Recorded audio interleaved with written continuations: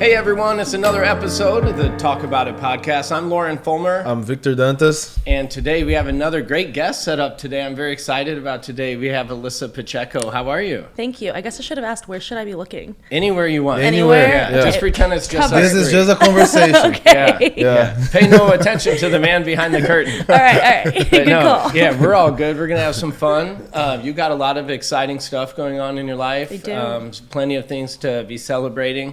And we'll hope to uncover some of those and just kind of shine a light on Alyssa Pacheco and what you're doing. Yeah. So why don't you just start off? Some of our listeners may not be familiar with who you are. Yeah. So just give us a little spiel about who is Alyssa Pacheco. What are you doing?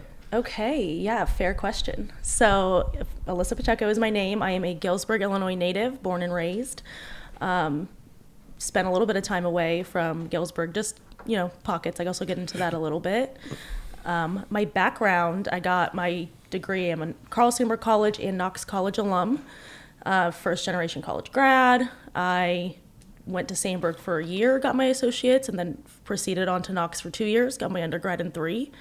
Love Knox, love Carl Sandburg. They've been very pivotal in, I think, making me who I am and shaping me entirely.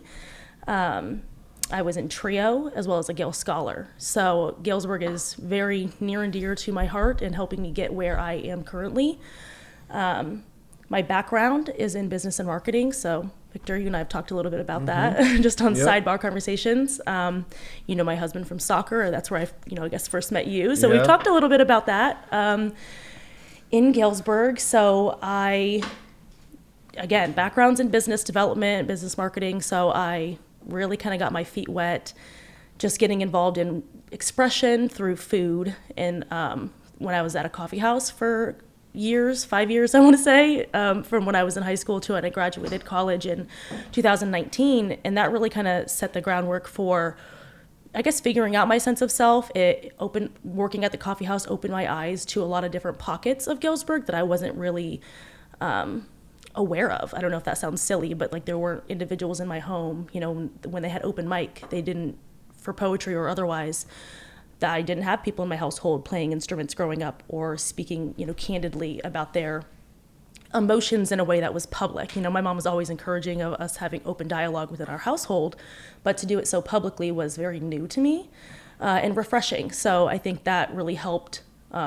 I got really into, cooking, baking. So kind of just giving a little bit of background on like, how did I get to where I am now, I guess, because I didn't start off, I've always took to my journal for expression and since I was 14, but I kind of had this rule of thumb that you don't look back. That was my way of making sure I was being authentic in what I was expressing. And there's almost like this fear of judgment, even from yourself, I guess. So when you're being so raw and vulnerable with what you're expressing, it's like, well, I don't want to look back on that in 2 weeks because that's so embarrassing that I even felt that way or something like that.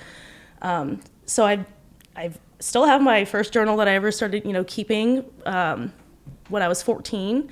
Before that, when I would write, it was just like write and burn. You know what I mean? Kind of that sense of a write and tear it up. And then I just started keeping them for the sake of, well, this might be worthwhile one day, when I have kids or that was my mindset then. So I started keeping them, but still refrained from looking back until, 2000 and maybe 22, kind of, the tail end of the pandemic, right? So I really started getting more involved in my writing during COVID. I think a lot of people found or returned to habits that they maybe would have otherwise let linger had the pandemic not come along to give people ample amount of time for introspection. And I really took that in stride. And going through just the challenges of being a new mother in the pandemic, still trying to find my sense of self, stepping into these labels of wife, mother. I was married in 2019 right after graduating college. And so I really stepped into all of these labels and all of these roles, and trying to adhere myself to those has been a struggle, because I think I'm somebody who doesn't like being put into a box. And so, I became a stepmother also very, very young at that time too. And so there's these different pockets of really trying to figure out my sense of self and continue on what are my interests, right? So beginning of COVID, I leaned into yoga. I'm a yoga instructor as well. I do that on the weekends and sometimes throughout the week. I really enjoy doing that. I think it's, again, opened my doorways to a lot of people that I wouldn't have otherwise met and that are in alignment with my, on the same wavelength of thought for me. What else do I do? So COVID was great as well for allowing me to tap back into my artistry. So I started painting more. I started doing more of my crafts and, of course, the writing. So I actually started a podcast for wellness as well. Since ended, I think the biggest example I give there is before my son, I was, making my own deodorant and blogging about it and doing all these wellness things about it. And now after having my son, it's like, did I even put on deodorant today? Right. Right. So those two, very different ends of the spectrum for me. But I think all of this to say, I've really just been constantly curious and continue to try on different things and see, does this fit for me? Or is this, I often get down on myself like, wow, like you've done so many things and here you are, in my perspective, I'm like, do they not pan out because, I couldn't have done it? Or is it just I lost interest? And a lot of the times it's that I'll try something on for a bit and be like, this is okay, but is it really what I want to do? So the blog and podcasting aspect of my background was, I think, me just trying to find my voice and me trying to, again, it's a very vulnerable, the stuff you're writing about, especially in this book, or maybe a lot of ways people express themselves through writing is to capture the human experience. And a lot of times that's very messy, gritty, and raw. And so for me, it was very refreshing, I guess, to decide for myself, like, yeah, this wellness stuff is cool, but is it what I'm really interested in, or am I playing it safe? Am I just writing about something that's like, oh, that's light and airy and, no harm, no foul. People's opinions on it can be like, I believe in that or I don't, whatever the case may be. Going back to the deodorant example, there was so much safety in people being like, well, I'll just buy mine from the store, right? And I won't, think, cool for you for making your own, but it didn't really have any meat there. Like cool. I didn't feel very walk away feeling as though I did anything meaningful, if that makes sense. Let me ask you this: how do you make your own deodorant? Oh my gosh. So baking soda is a part of it, but have an allergic reaction to that. So I found that out the hard way. Okay. But coconut oil is definitely involved in there. Some essential oils. Yeah. So I just kept it in a jar. Okay. Yeah. So you would, it would not necessarily be a stick. No. So you're taking a jar with your hand and Yep, applying? on my hand and just applying. Just like you would lotion or anything else on your skin? Yes. And it works well? It did, yeah. I think it would. The thing for me that was kind of a turnoff was that the coconut oil, of course, when it heats, it kind of has this melty quality to it. So it kind of reminds me a lot of, I enjoy this deodorant, native deodorant, but it does, again, it pools after a while, so it's not quite the best. So. Well, one thing, Alyssa, I liked from, when Victor and I, we came and talked to you, probably 2 months ago to ask if you'd be interested in jumping on here with us. And then we sat down, what turned into like 30, 40 minutes of talking, just like we are right now. And I'm like, we got to stop this so we have something to talk about when we have you actually come on. But one thing that really stood out to me is, you're very young. Compared to me, I'm like your mom's age, but like you're very young, you're very motivated. You talk about maybe being scared to put yourself out there. I don't see that. Really? I see someone who is like, man, I'll try it. If it interests you, you're going to give it a whirl. You're going to try it. It doesn't matter if it sticks or if you make a life out of this, but you dabble in it, you find out if it's something you want to pursue or not. And if it's not, you move on to the next thing. Like I think that is a really cool character. You should be proud of that. Thank you. Thank you. Yeah. I think what kind of really stuck out to me is a time in my life where I was like, okay, even if this doesn't make sense, like this quote unquote business move doesn't make sense for what I want to do in my life, the experience of it all does. When I went to Sitka, Alaska, I lived there for 2 summers.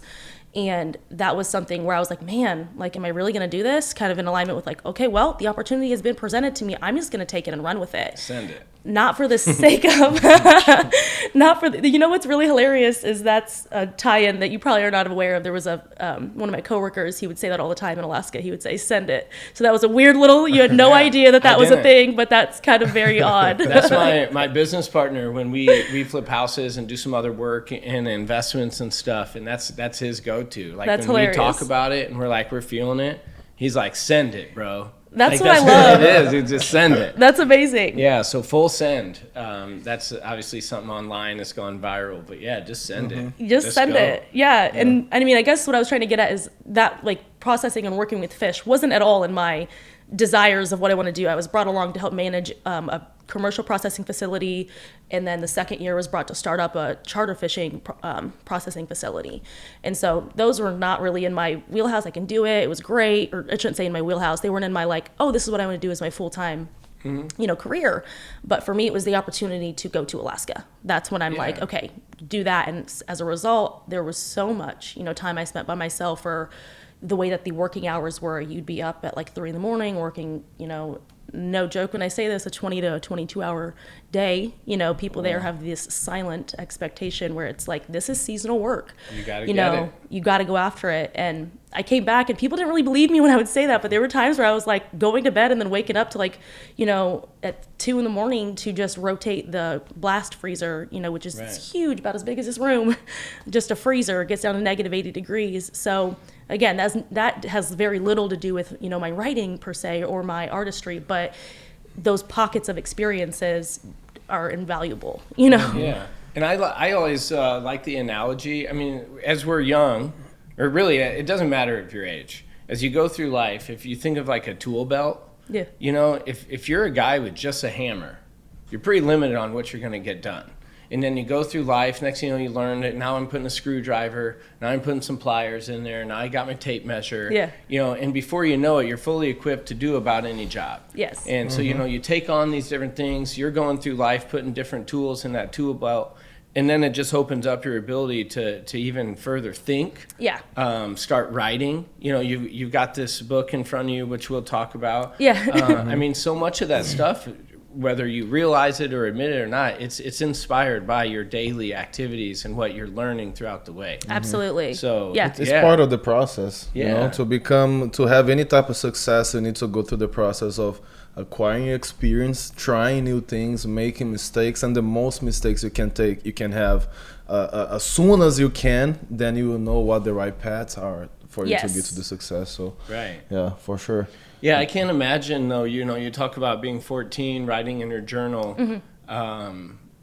That takes courage just to even take out of your head and put on paper, where someone might read it, or even you have to 2 weeks, 2 years later reflect back, and be like, man, what was I going through to write? Absolutely. I like the old yearbooks, you get out your like junior high yearbook and you start reading the comments that people wrote in there, and you're like, what was I going through? Absolutely. Victor's over here writing like, hope you make it through the summer, and you're like, I was 11. What serious stuff did I have going? Absolutely. No, I can resonate with that. I do remember distinctly, like, the things that I was writing about were, I've always been an emotional person, take that in stride. But I remember the stuff in a romantic at heart. So the stuff I was writing about, I was like, man, like, I don't want my mom to read this. So I remember I would have this hiding place in my room. I lived in the basement, where I was like, I got to hide it there. And I feel like that always kind of, it just builds like a sense of, I think, embedded shame that's not necessary. And I feel like that was a lot for me to work through in just publishing this. And, there are pieces that are in Dear Desperation, although revised. Some of them in this specific book will range from when I was writing when I was 14 until like I wrote a poem the night that I published. So it's a vast, selection. And when I went back, and again, 2022, I was like, you know what, let me go back and read some of this stuff.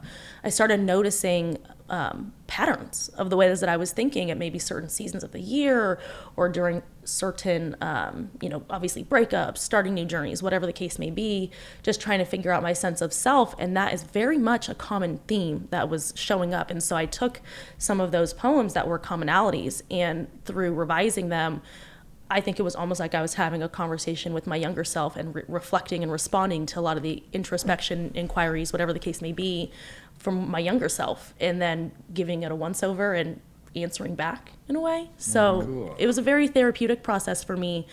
And it was also nice to see, wow, there must be something here. If I've been questioning and challenging my beliefs in this certain topic since I was 16, and here I am again at, whatever, my early 20s, also challenging it, there might be something to look into there, really, or maybe I'm not the only one that is experiencing those things. So. I can promise you're not the only one. Yeah. That's one thing that we all go through. We get in our heads and sometimes can feel isolated or alone.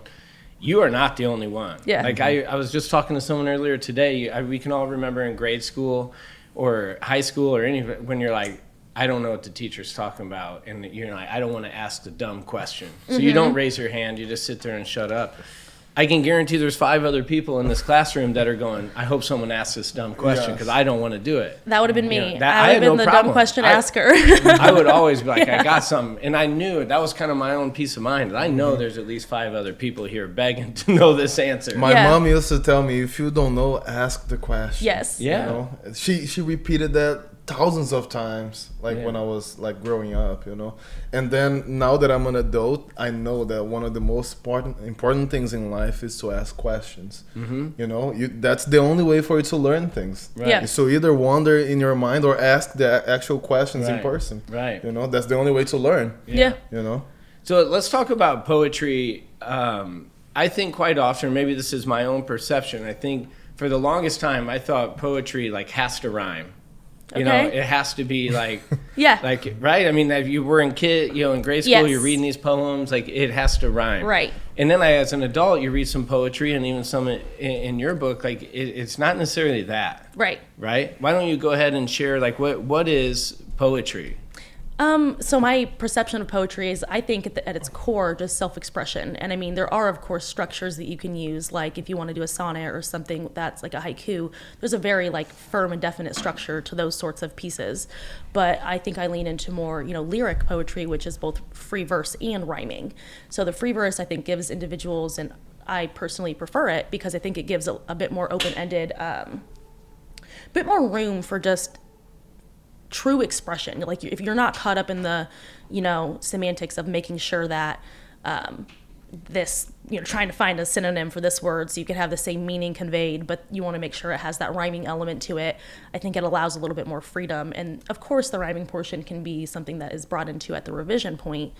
But I think the acceptance of everything to just be kind of open-ended makes it a little bit more of a softer entry for people, not having it be this rigid, it needs to be this way, one way or the other. And I think that's definitely the case for more traditional pieces, or, and I think as time goes on, it will become more modern, where prose, it's really just paragraphs, and you're just, doing your sense of telling a story. That to me, that's more storytelling. And I do have elements of that in there, but I would say that majority of these pieces are either the rhyming, or the free verse. So who do you see in your writing style? Sorry, man. No, who in your writing style inspired you? There has to be somebody along the way that you're like, man, this person's got it. I like that. So in the sense of form and structure and the way that you lay out, line work, all of that, it would be Ellen Hopkins, and she was the one who did the Crank series. I read that when I was in high school, and it was just very, life-changing for me. It was an eye-opener, again, to books aren't just, novels. These, this is it was probably 400 pages, maybe 360, and it was telling a story, but it was going back and forth between having it be, the storytelling aspect, which was the prose, and then she would introduce this playfulness, or almost this you could tell it was well thought out with the way that there was stories embedded in the actual structure itself. And I took one example I guess I can give of that is the way that she would break up the lines is that you'd read the poem on one side, right, as a whole, and it was telling one story. And then on the right hand side it would just be a few different lines that stuck out, and it would be telling a completely different story. So that was somebody who inspired me there. Tess Geary, who is the author of the Apricot memoirs, she inspired me as far as, I would say, tone and almost a sense of it's okay to have a little bit of repetition. Like I talked about, there was patterns in my life that I noticed. And so in her memoir, again, that's a word that I feel is reserved in my brain as this huge, lengthy, almost a novel, somebody's life story, a novel of their life. And from her take on it, it was just poems. And I was like, okay, there's so much room in ability to stretch what that word memoir means. And it was all pink. And she had different paintings associated with each poem. And that was where, obviously it's not put on the title here, but there's a lot of photographs in this book as well. And so that inspired me to include, this is all art, right? And there's so many ways to express or there's so many forms of expression that just go beyond words, where I can tie this in together and really have it be this anthology and this collection of my thoughts, my healing journey, talking about bouts of, depression, also different angles of anxiety that I've gone through, and ultimately healing and really trying to find my identity through this book. I feel like that's very clearly, evident. Just the title itself, like Dear Desperation, me as an individual, as a young lady coming into her, her coming of age through this entire time. I mean, I'm still in my 20s. There's so much more to learn about myself. And I think having this as something that's recorded, a recorded document, is something I'm going to cherish and look back on when I'm in my 50s and 60s and, maybe asking these questions all over again, but a new angle, because I'm going to continually be evolving. Yeah. I can promise you your 30s will give you plenty more to write about. Like the 30s just hit different, and honestly are some of the most fun in my life. Why do you say that? I don't know. You start to get to a point. I mean, you mentioned you're in your 20s, right? Yes. So you got married. Yes. You have kids. Mm-hmm. You're starting careers, and like by the time you get into your 30s, you have a little bit more bearing on yourself, your family. You're not, man, you throw some newborns, you have one, you know what it is. I mean, it's not about you anymore. Right. It's not. It's not about you. That's little correct. Juju's over here screaming. You can't be like, hold on, buddy, I'll get you. You have to stop what you're doing. Yeah. You get pulled in so many directions. And I think by the time you start getting into your 30s, you start to, you're juggling a little better, if you will. Okay. I'm in my early 40s now, and I feel like I mean, knock on wood, but I feel like I'm firing on all cylinders. I have it under control, through lots of trial and error. But man, in your 30s, there's a whole lot of error, a whole lot of trial, and there will be some successes for sure. But I do believe, it's your level of parenting is going to change. Yeah. Your marriage will change. I mean, every relationship, your relationship you have with your own parents start to change when you get to be in that 30, 40. Yeah. I know age is just a number, but I do believe like the 30s legit was probably the most fun I've ever had in my life. Okay. It really was. And I went through a divorce during it. Yeah. I mean, did that make it more fun? It threw some curves in the road. It definitely threw some curves in the road. Yeah. I was very blessed on my whole divorce situation. My ex-wife and I are, I would title it or label it as amazing friends. Yeah. We co-parent, great. I'm very blessed in that situation where so many people are like, man, I wish I can't stand mine, whatever. Right. But I mean, man, it takes a good attitude and humble, I mean, when you start having, we all grow up thinking like, man, I'm going to do this. This is the direction my life is going to go. And boy, you find out real quick, you don't even have hands on the steering wheel, dude. Right. Like that car is going to go. Absolutely. You can try to manipulate, as much as you can, but good luck. I mean, I think your best bet is just be open-minded, positive, and buckle up, because it's gonna be a ride. 100%. I thought I was gonna be corporate America, living in Chicago, doing that lifestyle. Never wanted to get married. Didn't want to have kids. So I think, and now it's I mean, I met my husband at the Hy-Vee in Galesburg, and here we are. Right. And you have a couple kids. And I mean, curveballs galore. And and you're not even 30 yet. Not so I'm even. Saying, buckle up, girl. It'll be intense. But you had mentioned, staying humble, and that's one thing that I've really been leaning into, as far as I had to kind of decide. I'm a perfectionist, imposter syndrome gets me, as I'm sure it does anybody. But in order to publish this and just kind of hit the button, I just decided, done is better than perfect.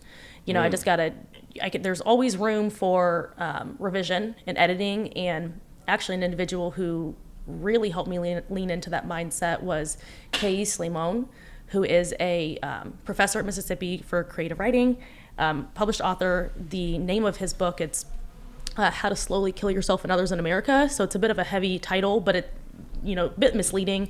It's really just a lot of his own personal essays. But he opened my eyes to the many different forms that you can submit, like what is qualified as writing, right? And so he would even have snapshots from text messages he was sending people that were in this published piece. He would have a very strong opinion on the fact that just because I said this at that one point in time doesn't mean that I'm, that's the hill I have to die on. Like, I'm human. I am allowed to change my mind. Right. And one part that was really eye-opening for me is he had published this piece and he had put an essay in there, and when he had gotten COVID during the pandemic, and was very unsure of truly if he was going to live or not. And so he decided to revise a piece and, remove it from Amazon, all these other bookstores he had it published, and revise it to change his mind on a piece that people were kind of like, what are your thoughts on this now? Or you said this then. And he's like, I'm human. I'm allowed to change my mind. That's the beautiful thing about continuously learning about yourself and others, So he opened my eyes to that a lot, and just that there's not really a quote unquote right way to do something. It's just, if this is your form of expression, then do it. And there's going to be people it resonates with, and if not, switch it up. I mean, so tell us about the process of writing a book. What's the very first thing you do?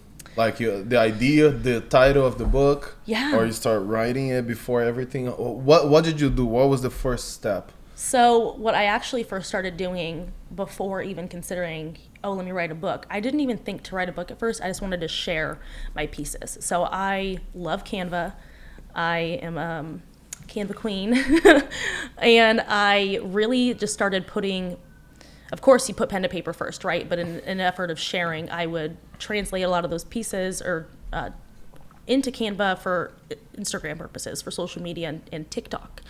When I first started, I wasn't on TikTok, just Instagram, and I really wanted to grow my following on there and just start sharing. And so after just typing them up, I had them all in this stream of consciousness, if you will, in Canva in this one PDF. And I was like, you know what? Like, there's something here. It's already there. I didn't think to publish until I started sharing again with my friends, close friends and family, and then just being like, wow, like, you wrote this? This is good. And I think for me, the imposter syndrome, of course, sets in, like, yeah, but like everybody can write that way. Yeah. And I think anybody can, so it's not like I'm anything special. It's just taking the stab in the dark to say, okay, I want to try this and see who I resonate with, and having the courage to do so, I think, is maybe the difference.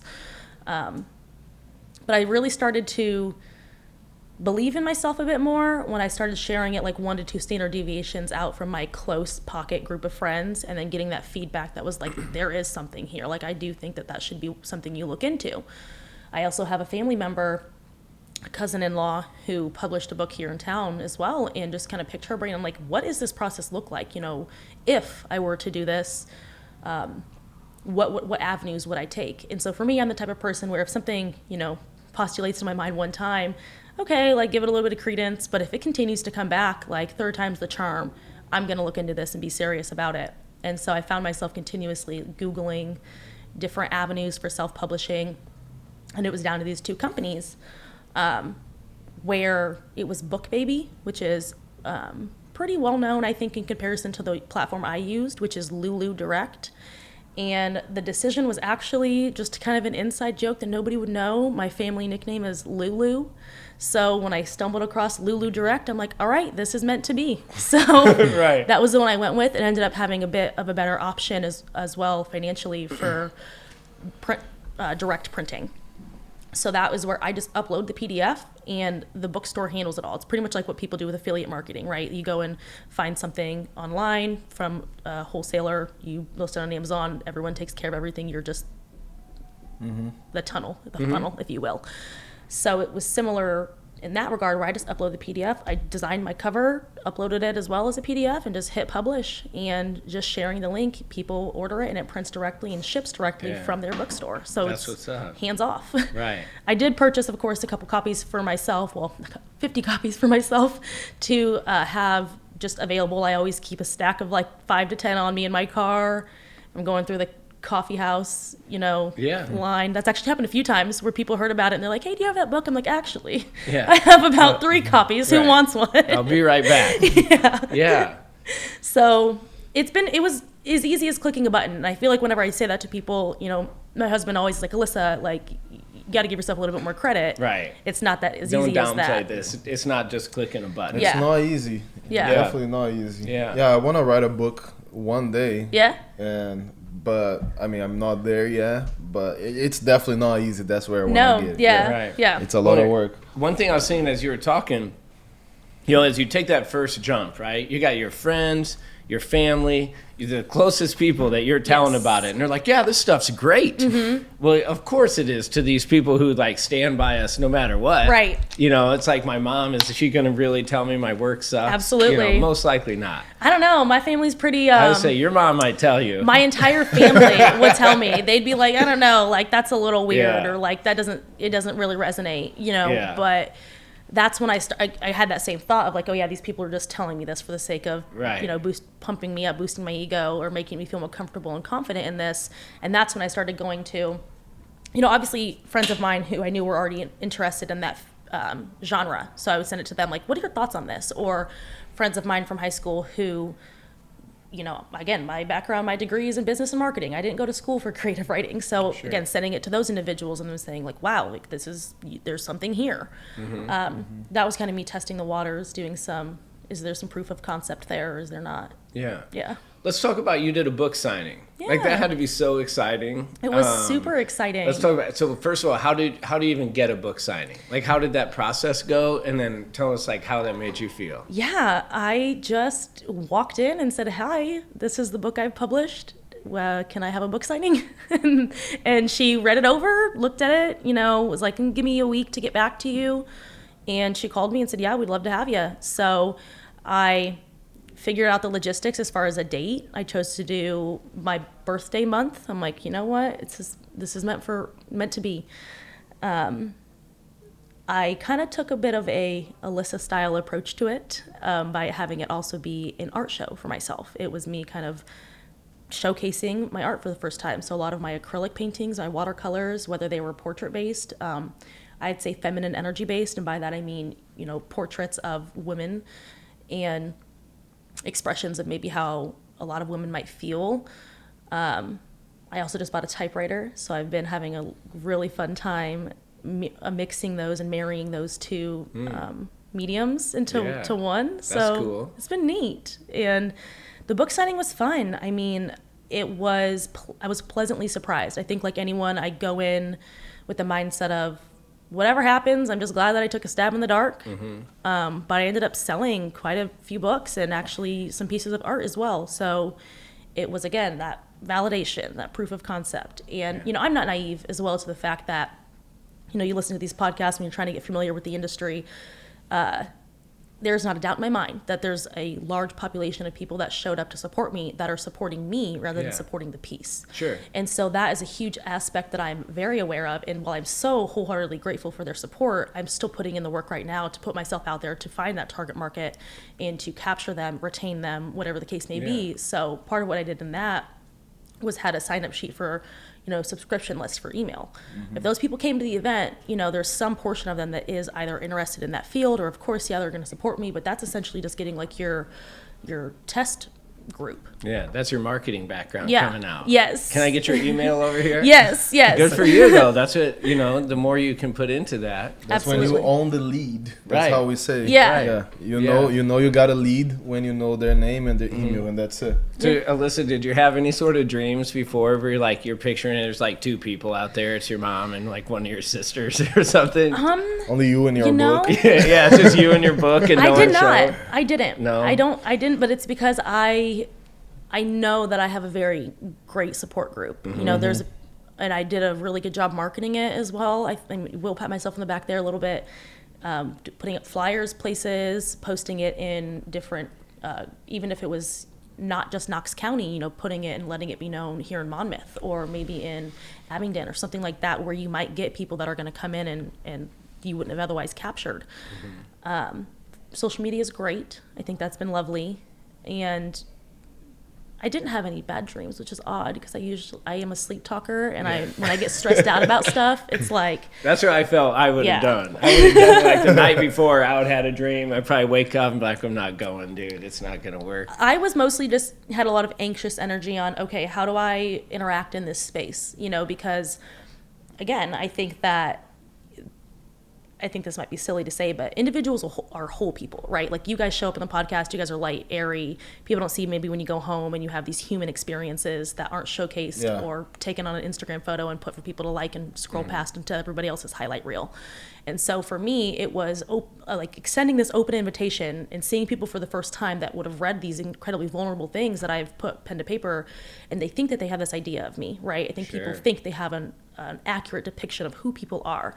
And here it was me shattering that idea of just showing up as this positive, light, airy, vibrant person, which, you know, I do try to, you know, I think anybody tries to be like that way when they show up into a common space or a social setting.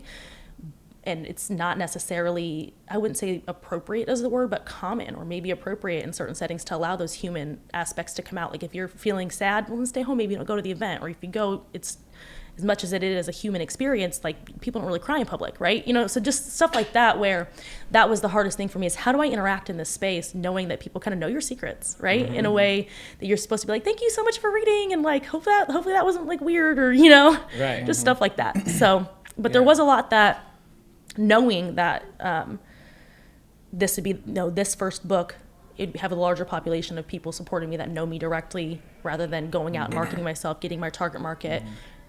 I do have like small regrets on holding, like there were pieces that I pulled before publishing because I'm like, this might just be too edgy. This might just be too much at first, too abrasive. And I felt a little bit, there was that anxious energy, the insecurity of, I wouldn't want to have somebody be. You can save for book 2. Yeah, absolutely. Yeah, right? working on book 2 right now. You don't got to unload it all in one. Yes. So that being a poem, is there a story, or is just several different poems in the book? I think it's two-toned, right? So the themes that are in there are love poems, healing poems. Okay, so a lot of different poems. Yeah. Okay. But there are 3 main themes, I would say, which would be, you know, the depression, anxiety stuff I mentioned before. I feel like that's something that a lot of people can resonate with, maybe don't write about frequently or share candidly. And then the love aspect of it, like I'm somebody who believes that like love isn't overflowing well, you know, just because there's like a pocket of love here doesn't like remove you from your ability to love somebody else wholeheartedly in a different capacity, different way. Like there's so many different types of love that you have in life. And so I think for me, and of course being married, that was a struggle of like, this is how I felt when I wrote this poem when I was like 17 or 16. Now here I'm a married woman, a mother, you know, like what business do I have writing about that so openly? And I'm like, well, that is a part of my experience. You know, that was when I was that age, and that is something that I can write about, you know. So that was a barrier to break through as well, of just like what people think is quote unquote societally acceptable and what is just your true expression of yourself, which is something I think I've struggled with my entire life. You know, I've always kind of walked that path of kind of this double life, I guess you can say, where, you know, in junior high I was student council president, but then maybe hanging out with, you know, different group of kids on the weekend, and maybe that wouldn't have been so well received from those things, where you just kind of, I feel like everybody has those moments, but to, like I said, say, here are all my secrets, read them openly, was a bit of a learning curve, and still is a bit of a learning curve for me. Yeah, you hit on something as far as love, which is cool to me. I have had this conversation myself a few times. People, you know, you like start dating somebody, right? And they're like, there's no way you can love them. You only knew them for 3 months. Yeah. Like, I'm not saying I've had that problem, but what I'm talking about is like, there is that. Look, I love my mother. You know, I love Victor. Like, I can love this dude. Absolutely. Right? It doesn't mean like, there's these different levels of love. I think people like get so confused. Like you break up with somebody or you get divorced, and all of a sudden you're just supposed to stop loving them. Right. No, I don't love them anymore. I don't. That's impossible. I think, or you never loved them in the first place. It's not human. I really think it's not human at all. And I think that you can love this stranger walking down the street. You can show love. You know, and so that's where I've always like. I love you too, man. I love you, man. But no, it is. You know, like there's that level of love you can have without feeling bad or dumb or whatever about it. And someone doesn't even have to love you back. Like, if I love you and you don't love me back at that time, it's okay. I'm not supposed to. I'm supposed to just like, well, I don't really love you. I was seeing if you loved me. Right. But I don't know. I've always thought that's funny. You can still have love for these people, even if they've wronged you. Yeah. Even if the relationships. I mean, honestly, I think you should have love and compassion for anybody that you come across. Yeah. It'll make your life a whole lot easier if you do. I can promise that. Absolutely. If you're walking around with hatred or animosity in your heart towards somebody, let's call it what it is. You're the one carrying the burden. You're the one with negativity. You're sour. You're bitter over That's one your person. problem. It's Weighing not you the down. other person's problem. No, and then you can be having the greatest day, and you see that person, and boy, you're ready to blow up, and and so you can't just keep brushing that under the rug. You need to find a way, whether it's to have a sit down with the person or go to counseling, or go out in the middle of the woods and just yell, do something. You have to get that out of your heart, man. Yeah. It's not good for you. Absolutely. No, I agree wholeheartedly. And I think that is why a lot of people turn to writing as a way to, a means Very to much. express that and kind of get it on paper. It's tangible and you can do with it what you will. It's the same thing like on a business plan. If you want to start taking steps to move your life in a direction, pen to paper. It's one of the oldest statements. Put pen to paper. It'll work. Yeah. So even writing, I'm sure you even read something. Now you start better understanding yourself. Absolutely. Absolutely. Yeah. Whether it's reading, rereading some of these, like there's times where I'll read a poem in here and I'm like, dang, like I wrote that like in a way that's like, I don't remember kind of feeling like that, just because I think at the time when I guess for me, as soon as something like sparks my interest or an emotion, starts to rise up in me, it's like I kind of have to run to something really quickly. It's like almost flowing out of me where sometimes it doesn't even feel like it's my own. I don't even know if that makes sense. Like there are thoughts, of course, in here that are 100% a reflection of my individual experience. But there are other passages in here that I think are just kind of me talking openly about the common experience of being a woman, or the common experience of going through, love and hardship, or the common experience of being a mother and kind of feeling at odds with yourself sometimes and just learning to grapple with that and continue to persevere, honoring that emotion, taking note of it, giving it space and grace, and then moving on from it. I always say, emotions are feeling in motion. So it's not something you're supposed to dwell or linger on for extensive periods of time. Feel it and let it pass. Alyssa, what would you say to somebody? I'm just thinking, let's just call it what it is. The world is all over the place. You look at social media. There's a lot of women in particular, just because they're more likely to be posting and using social media. But they put a lot of stuff out there. They're going through stuff in life, especially young single moms, young women. And like we talk about this as we're in our 20s, and we have these Hollywood dreams of not only are we going to make it or whatever, but these we're going to meet our prince, and life's going to be great, and this Hallmark commercial of what family is and all that. There's so many women out here that I can guarantee you have experienced, thought, felt many of the ways that you have, and even if they were to check out Dear Desperation, get a feel and see that they're not alone. Right. I'm sure there's some of them out there that would love to start putting pen to paper. Yeah. What would you say to somebody out there, to any of these, not even necessarily women, but just young adults or whatever that may be feeling all over the place, like it sounds like you have felt throughout your life, but maybe they have this like deep down desire to start writing or any of that stuff too, but they're scared? What would I say to them? I think just don't get caught up in the idea of it being, I don't even want to say perfect, but it matching what other people would do. Like it doesn't have to look the same for everybody for it to be meaningful and for it to be impactful for even just you. Right. I think also taking the layer away from, this is very reflective of us being in a digital age and share, like the selfie era. Everyone's always taking photos of their food, themselves, whatever the case may be, and posting it. So I feel like there's a certain sense of privacy that I don't think is actually, I don't know how to say it, I suppose. Like, just because you write it doesn't mean that someone's going to read it. And I think that there's that misconception that everything is shareable, or like, what if somebody were to come in your room and, see it? Like, I don't know, like those certain aspects where it's like, no one's going to read it. You can be vulnerable. And one of the things that this keeps popping in my head was like test taking, you know, when you're taking a test and like you're the only one who knows if you would have, you know, got that right or bad answer, and you're just kind of even talking down on yourself like, dang, you should know this, or like, what the heck, you studied for that, or man, they're gonna know I did poorly on this. Like, no one knows but you, and maybe obviously the person, you know, grading it, but that same thing is like, no one's grading this. It's just you expressing yourself. There's no right way to do it. Right. Yeah. Nobody's there to judge. Yeah. And when we think that people are judging, it's just a story that we are telling ourselves that people Absolutely. are judging us. Your But own- nobody cares that much. No one cares. about you. That's what Adam tells me all the time. He's like, no one actually cares, Alyssa. Yeah. No, we're our own biggest critic, right? Yeah. And we hear that. One of my favorites too is, you know, we wake up some mornings and we're like, man, everyone's probably talking about it. No, they're not. Yeah. They are sitting there in their own bed going, man, everyone's probably talking about it. And I love the whole song, You're So Vain. You know, you're so vain. You think this song is about you. Absolutely. It's not about you. Absolutely. This world's not about, like, Victor's not laying in bed thinking about how dumb Lauren was yesterday or whatever, Right. you know? Yeah. And he doesn't because he loves me. You heard him say that. Yeah, I heard it.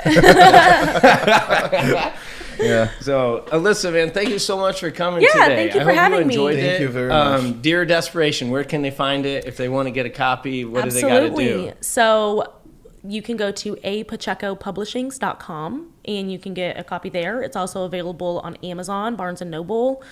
Locally in Galesburg, it's at the Wordsmith Bookshop. It's also at the Beanhive Coffee House.